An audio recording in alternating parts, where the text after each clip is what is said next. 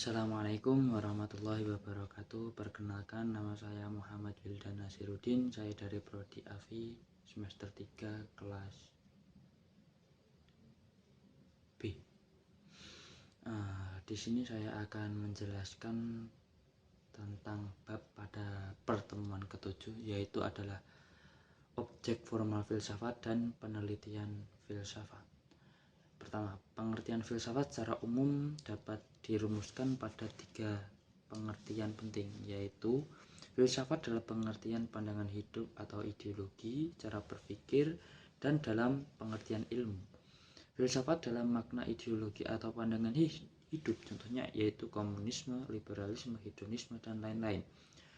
Filsafat dalam makna cara berpikir berarti memikirkan suatu secara kefilsafatan, yaitu komprehensif, radikal, kritis, dan seterusnya untuk mencapai kebijaksanaan.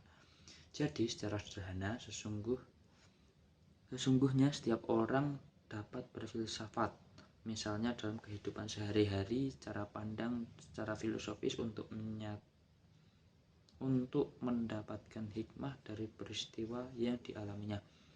Akan tetapi bagi akademisi filsafat itu adalah berpikir dan merenungkan segala sesuatu yang dengan sungguh-sungguh, dengan mendalam dan mendasar untuk memenuhi jawaban segala pertanyaan sampai ke akar-akarnya, untuk dapat memahami hakikat segala sesuatu dalam konteks akademis, sehingga harus dipertanggungjawabkan secara ilmiah dan dalam arti dapat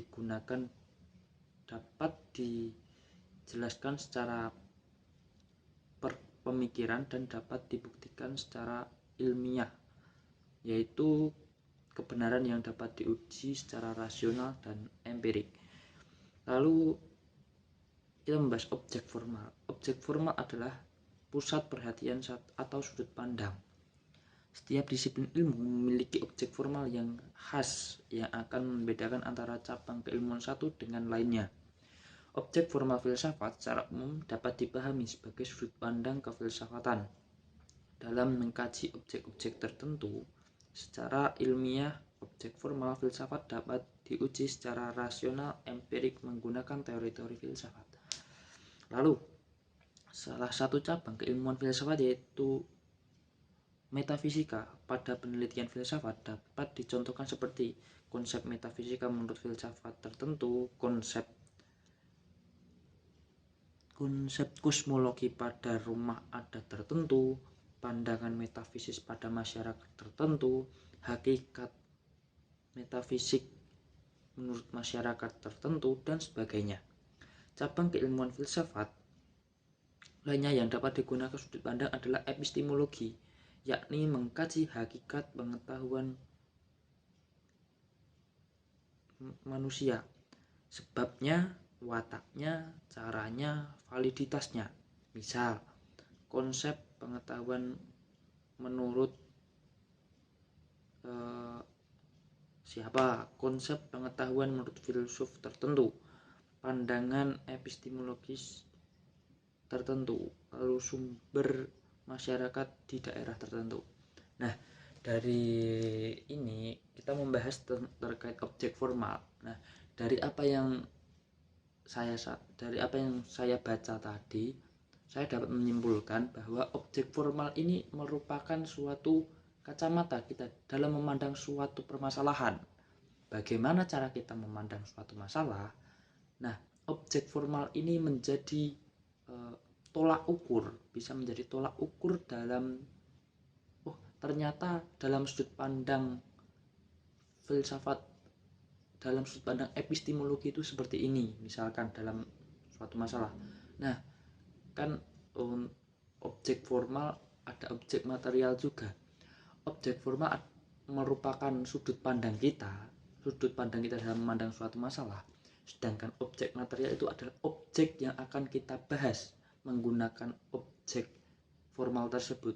Jadi hubungan objek formal dan material adalah analoginya objek formal adalah sebagai sudut pandang, lalu objek material adalah sebagai objek yang akan kita bahas. Kurang lebihnya seperti itu. Lalu selanjutnya untuk membahas objek formal lebih lanjut. Nah, objek formal dalam filsafat kita bisa menggunakan kacamata filsuf mana saja.